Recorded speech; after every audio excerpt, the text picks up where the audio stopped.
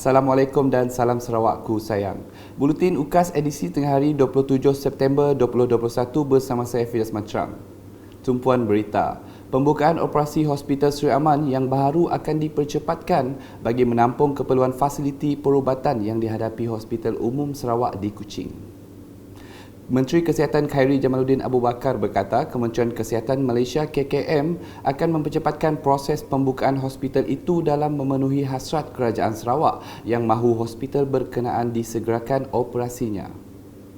Saya juga telah minta supaya Hospital Sri Aman dibuka, hospital baru Sri Aman dibuka dengan lebih cepat lagi sebab hospital itu dah siap, cuma sekarang ni tempoh testing dan commission. Tapi saya telah minta KSU melihat bila kita boleh awalkan pembukaan, kalau bukan semua, seluruh hospital Sri Aman yang baru, sebahagian dapat dibuka dengan lebih awal lagi, so kita boleh meringankan bebanan kepada hospital-hospital yang ada di Kuching. Beliau berkata demikian semasa ditemui media selepas mengadakan lawatan kerja di Hospital Umum Sarawak di sini pada Ahad.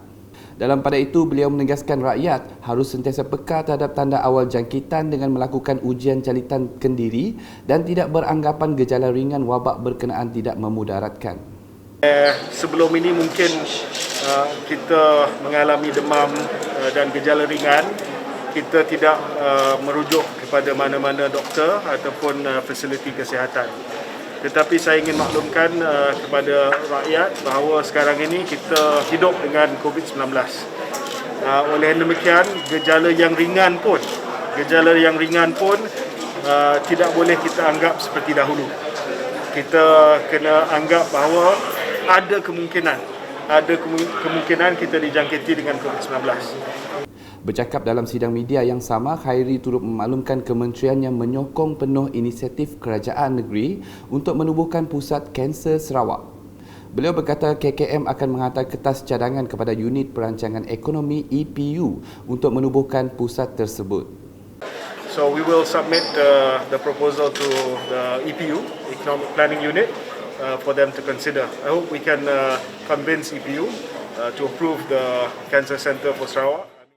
Berita seterusnya, program vaksinasi untuk golongan gelandangan dilaksanakan dengan jayanya di Bintulu menjadi lokasi terakhir program berkenaan. Menteri Kebajikan Kesejahteraan Komuniti, Wanita, Keluarga dan Pembangunan Kanak-kanak Datuk Seri Fatimah Abdullah berkata 3 kaedah diguna pakai pihaknya untuk melaksanakan pemberian vaksin kepada golongan gelandangan. Untuk memvaksinasi golongan gelandangan, kita menggunakan 3 kaedah. Satu ialah bagi kumpulan yang boleh kita bawa ke pusat vaksinasi, ya, di pusat vaksinasi, maka mereka itu akan dibawa ke situ. Kemudian kaedah yang lain ialah kumpulan gelandangan. Ini khususnya di bahagian Miri dahulu menggunakan kaedah di mana kita kumpulkan mereka dan ditempatkan di satu pusat perlindungan sementara, dan mereka diberi vaksin 2 suntikan ataupun 2 vaksin, dan gelandangan itu akan ditempatkan selepas dapat vaksinasi kali pertama. Mereka masih kekal di tempat tersebut untuk menunggu iaitu vaksinasi kedua. Dan bila selesai, barulah mereka boleh meninggalkan tempat tersebut. Kaedah ini adalah untuk memastikan bahawa mereka akan dapat vaksinasi yang lengkap, ya, dos 1 dan dos 2.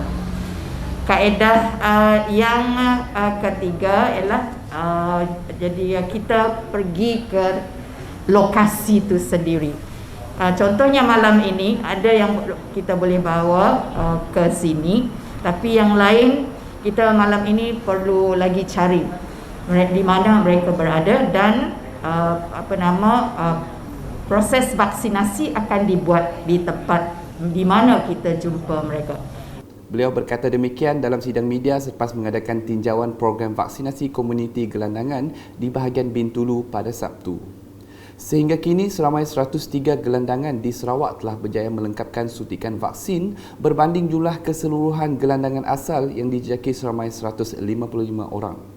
Menjelas lanjut, Datuk Seri Fatimah memberitahu pusat gelandangan bahagian Bintulu berpusat di Rumah Tumpangan Sibiu dan kesemua mereka ini diberikan perhatian yang sewajarnya. Kita melihat isu gelandangan sebagai isu yang perlu diberi perhatian sewajarnya.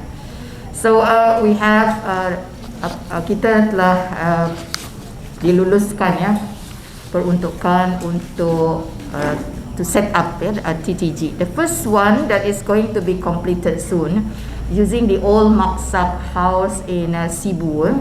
Itu tempat yang pertama sebab mereka ada lokasi yang strategik untuk digunakan sebagai tempat transit gelandangan. Katanya konsep pusat ini adalah temporary transit di mana mereka boleh datang ke pusat berkenaan untuk membersihkan diri, bertukar baju, membersihkan baju, makan dan tidur serta menyediakan bilik kaunseling dan bilik doktor bagi tujuan pemeriksaan kesihatan. Selanjutnya di Bintango, Menteri Muda Hal Ehwal Korporat dan UKAS Abdullah Saidul berharap belanjawan negara yang akan dibentangkan Perdana Menteri dalam persidangan Parlimen akan memberi fokus ke arah pemulihan ekonomi terutama industri kecil sederhana. Jelasnya bajet kali ini juga perlu memberi keutamaan terhadap menangani isu kebajikan masyarakat terjejas ketika negara sedang mengalami pandemik COVID-19. Beliau yang juga adun semut juga yakin Kerajaan Sarawak akan merangka struktur belanjawan negeri yang turut menjurus ke arah pemulihan aktiviti-aktiviti ekonomi. Ini termasuk membantu meringankan beban masyarakat yang terkesan oleh pandemik tanpa mengabaikan tanggungjawab untuk menyalurkan peruntukan bagi projek-projek infrastruktur asas serta kemudahan awam terutama di kawasan luar bandar. Abdullah diminta mengulas demikian selepas melakukan lawatan kerja dan upacara ringkas penyerahan sumbangan kepada Jawatan Kuasa Kemajuan dan Keselamatan Kampung JKKK, Kampung di Dewan Kecil Surau Darul Ehsan, Kampung Melayu Bintango pada Ahad. Sementara itu, beliau berkata kerajaan negeri membuat keputusan membenarkan JKKK untuk melaksanakan projek kecil dan sederhana di kampung masing-masing menggunakan dana projek kecil luar bandar MRP Wakil Rakyat. Ujarnya setiap JKKK juga bertanggungjawab melaporkan tentang pelaksanaan projek berkenaan dan memastikan peruntukan digunakan sepenuhnya untuk projek tersebut. Kerajaan negeri telah membuat keputusan bahawa JKKK dibenarkan untuk melaksanakan projek kecil dan sederhana di kampung masing-masing. Dan peruntukan ini adalah datang daripada peruntukan MRP Wakil Rakyat untuk pihak JKK melaksanakan projek. Dan pada hari ini 4 JKK di Kampung Melayu Bintango akan menerima peruntukan sebanyak RM134,300 untuk melaksana 5 projek di kawasan di kampung masing-masing. Dan setiap JKK bertanggungjawab untuk melaporkan, untuk melaksana tentang pelaksanaan projek ini dan memastikan projek ini, peruntukan ini digunakan sepenuhnya khas untuk projek tersebut. Dalam pada itu, Pegawai Daerah Meradong Bajuri Bidin berkata pihaknya akan memantau pelaksanaan projek berkenaan dari masa ke semasa. Bagi pihak penduduk tempatan ingin mengambil kesempatan untuk mengucapkan berbanyak terima kasih kepada Yang Berhormat atas keprihatinan beliau. Dan satu apa yang menarik di sini adalah pendekatan yang telah dibuat oleh Yang Berhormat, iaitu projek ini akan disalurkan kepada semua JKKK untuk dilaksanakan oleh JKKK sebagai projek kecil di kawasan masing-masing yang akan diselaraskan oleh KK dan JKKK mereka. Apa yang saya harapkan ialah JKKK akan melakukan melaksanakan projek itu sebagai satu projek kumpulan tim projek. Jangan nanti dan pemantauan akan dibuat oleh pejabat daerah dari masa ke masa yang akan diketahui oleh penolong pegawai daerah.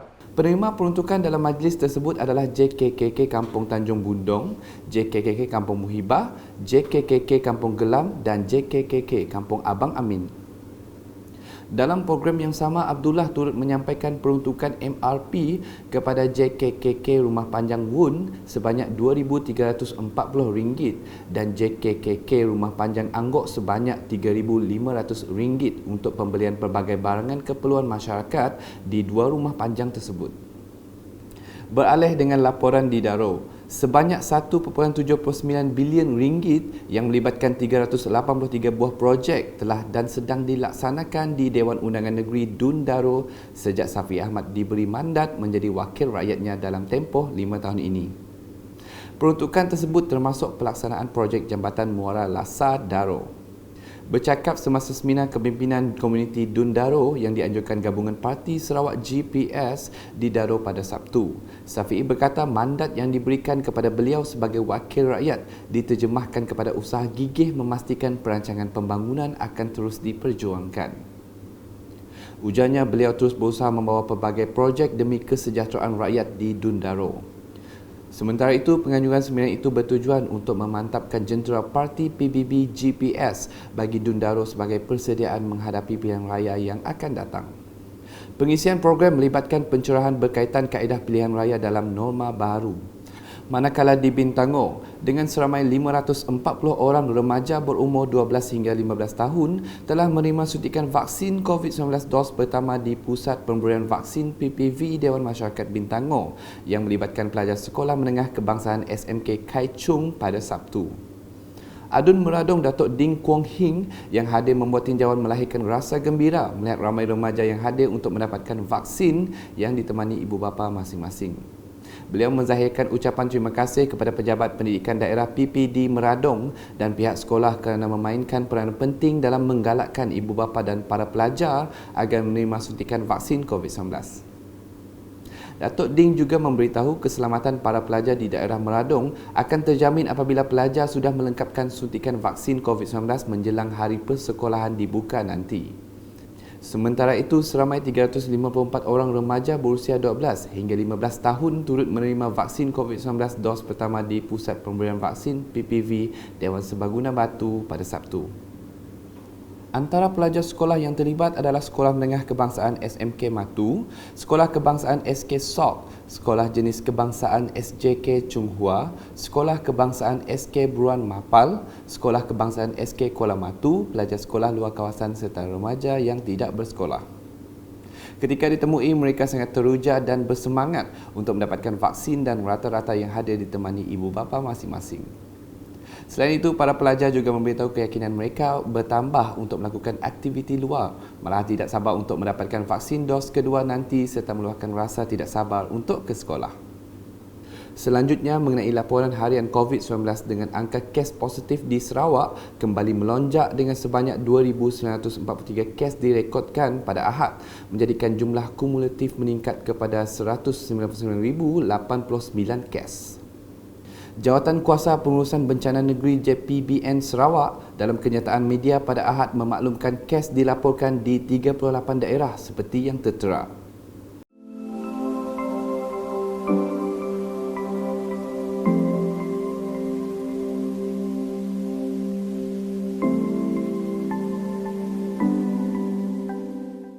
Sementara itu, JPBN Sarawak turut melaporkan 10 kes kematian baru dicatatkan dari 16 September sehingga 24 September 2021. Dalam perkembangan sama, JPBN Sarawak turut mengisytiharkan sebanyak 120 kluster dan 6 kluster aktif yang mempunyai penambahan kes baharu seperti tertera.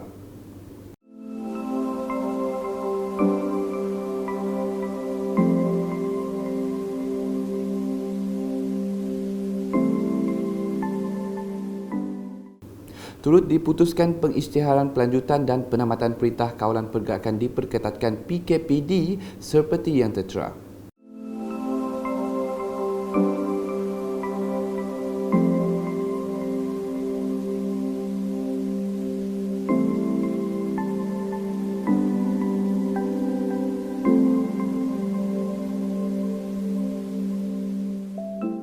Sekian edisi Tengah Hari bersama saya Firdaus Macrang dan kru penerbitan. Berita lebih lanjut boleh didapati di semua platform media sosial UKAS termasuk portal ukas.sarawak.gov.my dan pastikan anda subscribe UKAS channel di YouTube.